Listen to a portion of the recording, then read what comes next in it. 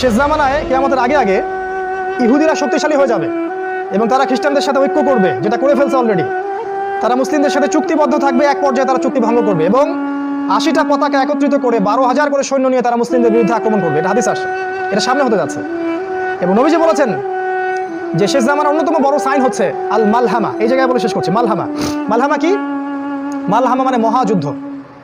নবীজি বলেছেন এমন যুদ্ধ হবে কিয়ামতের আগে আগে যে যুদ্ধে 100 জনের মধ্যে 99টা মানুষ মারা যাবে। 99টা মানুষ, যারা এই যুদ্ধে অংশ নেবে তাদের মধ্যে 99% মানুষ মারা যাবে। এবং এই যুদ্ধে মুসলিমদের ব্যাপক রক্তপাত ঘটবে, মুসলিমরা প্রচুর সংখ্যায় মারা যাবে। কিন্তু শেষ দিকে মুসলিমদের নেতৃত্বের জন্য আল্লাহ পাক ইমামুল মাহদিকে বের করবেন এবং তার হাতে আল্লাহ রাব্বুল আলামিন জেরুজালেমকে আবারও পুনরুদ্ধার করবেন এবং মুসলিমদের বিজয় হবে ইনশাআল্লাহ তাআলা।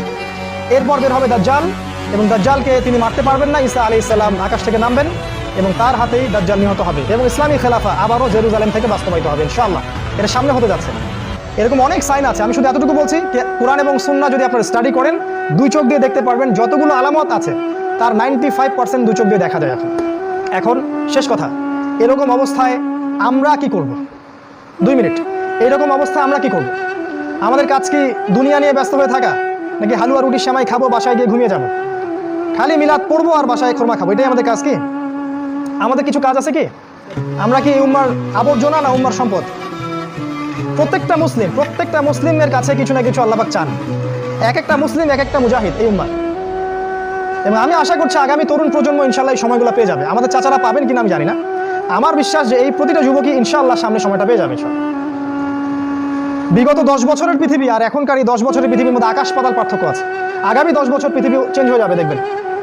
আমাদের করণীয় নাম্বার 1, জ্ঞান অর্জন করেন। খালি পয়েন্টগুলো বলছি। জ্ঞান অর্জন করেন, জ্ঞান অর্জন করেন, জ্ঞান অর্জন করেন। কোরআন পড়েন, হাদিস পড়েন, ইসলামের ইতিহাস পড়েন, অর্থনীতি পড়েন, রাজনীতি পড়েন, মানে পড়তে থাকেন। কিন্তু আপনার পড়ার ভিত্তিটা হবে কি? কোরআন এবং সুন্নাহ। যাই পড়বেন এর সাথে মিলাবেন। আর বিশেষ করে শেষ জামানার হাদিসগুলো এবং আলামতগুলো ভালো করে পড়বেন। বিশ্ব কোন দিকে যাচ্ছে খেয়াল রাখেন, এটা 1 নাম্বার। 2, জানা অনুযায়ী আমল করতে হবে। জানা অনুযায়ী আমল করতে হবে। আগামীকালের ভরসা করবেন না, আজকেই আমল করে নেন। কিয়ামতের মাঠে প্রশ্ন করা হবে, জীবন কোন পথে ব্যয় করেছো, যৌবন কোন কালে ব্যয় করেছো। অতএব এই যুবক সময়টাকে কাজে লাগান। এরা আপনাকে মাদক দিয়ে ব্যস্ত রাখতে পারে, নারী দিয়ে ব্যস্ত রাখতে পারে, হ্যাঁ, আপনাকে এই যে চাকরির মোহ, ব্যবসার মোহ, এগুলো দিয়ে ব্যস্ত রাখতে পারে।